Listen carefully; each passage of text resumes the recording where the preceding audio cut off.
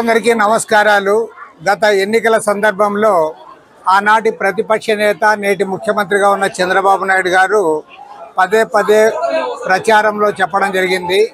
గ్రామీణ ప్రాంతాల్లో 3 సెంట్లు, అదేవిధంగా పట్టణ ప్రాంతాల్లో నగరాల్లో 2 సెంట్ల వరకు మేము ఇళ్ల స్థలాలు ఇస్తాం, ఇంటి నిర్మాణానికి 4 లక్షల రూపాయలు ఇస్తామని చెప్పడం జరిగింది. కాబట్టి ఏమంటే ఇవాళ ప్రభుత్వాన్ని 26 జిల్లాల్లో కూడా పేద వర్గాలందరూ కూడా సమీకరించి మేము ప్రభుత్వ దృష్టికి తీసుకొని పోతా ఉన్నాం. ఆ రకంగా వీళ్ళందరికీ కూడా ఇవ్వాలని చెప్పి కోరుతా ఉన్నాం. ఇంటి స్థలాలు ఇవ్వడంతో పాటు ఇంటి నిర్మాణానికి 5 లక్షల రూపాయలు ఇవ్వాలని చెప్పి కూడా ప్రభుత్వాన్ని కోరుతా ఉన్నాం.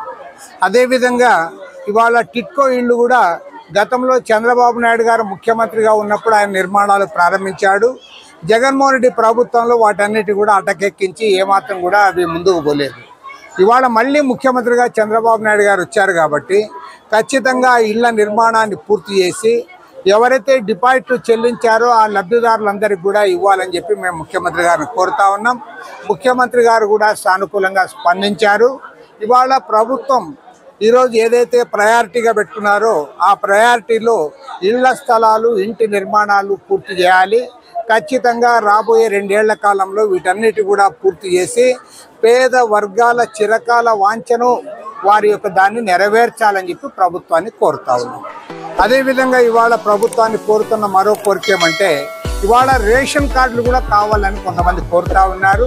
ఎవరికైతే నిజంగా రేషన్ కార్డులు లేవో వాళ్ళ లిస్టు కూడా ఎన్యూమరేట్ చేయాలి, వారికి కూడా ఇవ్వాలని చెప్పి కూడా ఈ సందర్భంగా విజ్ఞప్తి చేస్తూ ఉన్నాం. భారత కమ్యూనిస్ట్ పార్టీ ఆధ్వర్యంలో 26 జిల్లాల్లో కూడా ఈ కార్యక్రమాన్ని చేపట్టాం. ఇప్పటికే దాదాపు 100 పట్టణాల్లో, మండల కేంద్రాల్లో ఈ కార్యక్రమాన్ని నిర్వహించడం జరిగింది. అన్ని చోట్ల కూడా ఈ కార్యక్రమాలన్నీ కూడా పూర్తయిన తరువాత మేము రాష్ట్ర వ్యాప్తంగా కూడా కార్యాచరణ చేపట్టబోతా ఉన్నాం. ఖచ్చితంగా ముఖ్యమంత్రి గారు, రెవెన్యూ మంత్రి గారు స్పందించాలి. ఇటీవలనే గృహ నిర్మాణ శాఖ మంత్రి పార్థసారథి గారితో కూడా నేను చర్చించడం జరిగింది. ఆయన కూడా చెప్పాడు మేము ఇంటికి ఇచ్చే ఏదైతే ఆ నిధులు ఉన్నాయో దాన్ని పెంచబోతున్నామని కూడా చాలా స్పష్టంగా చెప్పాడు. ఇవాళ 24వ తేదీ నుంచి బడ్జెట్ సమావేశాలు జరుగుతున్న నేపథ్యంలో మేము ముఖ్యమంత్రి గారిని, అదేవిధంగా ఆర్థిక శాఖ మంత్రి పయ్యావుల కేశవ్ గారిని కూడా మేము కోరుతా ఉన్నాం. ఈ బడ్జెట్లో ఖచ్చితంగా ఇంటి స్థలాలు కొనుగోలు చేయడానికి, ఇంటి నిర్మాణానికి తగినన్ని నిధులు కేటాయించాలని చెప్పి కూడా ప్రభుత్వాన్ని కోరుతా ఉన్నాం. ప్రభుత్వానికి కొన్ని ఇబ్బందులు ఉన్నమాట వాస్తవమే, కానీ మనసుంటే మార్గం ఉంటుంది.